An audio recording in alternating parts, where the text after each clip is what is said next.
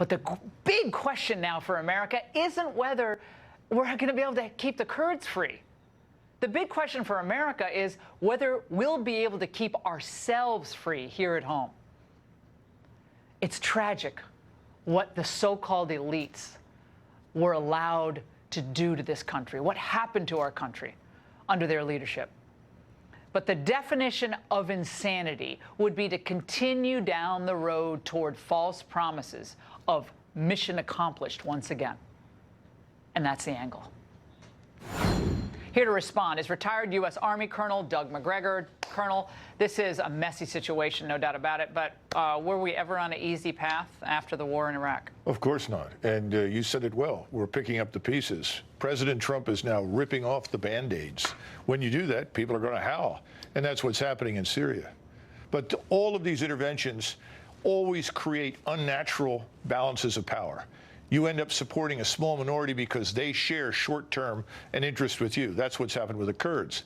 Remember, they're communists in northern Syria. These are Maoists. They want to build their own state. They have been involved with a war against the Turks that's lasted almost 40 years and killed 55,000 people. So this is a life or death question for Mr. Erdogan. It isn't for us. And our mission there is over. We destroyed the ISIS caliphate. Sure, there are fighters left, and there will always be Islamist crazies running around the neighborhood. But why is this our responsibility? It isn't. But it's another opportunity for the neocons, for the retired generals that come on TV who have all become millionaires as a result of these Raytheon, they work for all the big companies, all these kinds consultants. Please don't leave. We're spending billions. Keep the money flow. Keep spending the money over there. And they know from experience that once we do pull out, we don't go back. Well, who on the debate stage among the Democrats, if they're asked, will you commit now to sending more troops to northern Iraq? Who's going to agree? Who's going to agree? Will anyone on that stage? Do any of them want to vote for a military reauthorization? Because I'm getting a little tired of this post 9/11 military authorization that justifies all this expenditure. That's right. Well, remember, the only one who really will be unambiguously clear about her opposition is Tulsi Gabbard. Everybody else is principled on this. Yeah. Colonel, I also want to get you to comment on what's happened today, that the Defense Department announced that they're deploying an additional 3,000 troops to Saudi Arabia. Now, Secretary Esper justified the decision by saying that we are still committed to our allies. Since May, the DoD has increased forces to the CENTCOM area by about 14,000. So what are we not... Well, what's going on here? Because we're pulling troops out of this area of Syria and northern Iraq, and now we're redeploying them. Is this a good idea? Well, two things. First of all, if you're president of the United States and you look at the map, there is an imaginary red line that runs across the top of Israel, around Jordan, along the Saudi border, up around Kuwait, and down along the Emirates through the middle of the Persian Gulf. Everything east of that is in contention. Everything west of that has to be stable and orderly.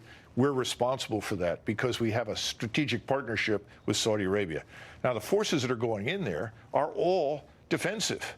There's not enough combat power there to launch any offensive operation. But remember, we just watched as the Saudis proved to be totally incompetent and incapable of defending their oil fields, which you would think, given the billions that they've spent, would have been their top priority. So they appeal to President Trump. He's responding. But it is modest. It is not a major commitment. But I love listening to these Democrats. Suddenly these Democrats are becoming war hawks. AOC is like criticizing Trump on Syria. But it really does get us back to this proposition that so many people have become headline readers. Like Tom Sowell said, there's very little deep thought or understanding of history. And so if you can criticize Trump in the moment, he doesn't care about the Kurds. He's abandoning our... No. He campaigned on America first. If we're not strong and prosperous at home, we're not going to be good to anyone. Put your own oxygen mask on first before you try to save others on the airplane. Well, the good news is, look at the polling data. The people are behind President Trump. They want to disengage. They want to get out. There is no support for a war against Turkey, against Iran, against Russia, against anyone.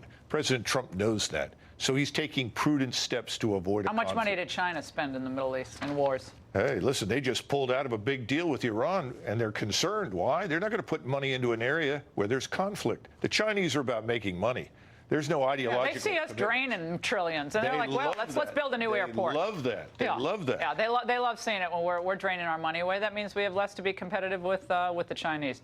It's great to see you, as always, Doug. Thanks. And up next, do you know what's happening on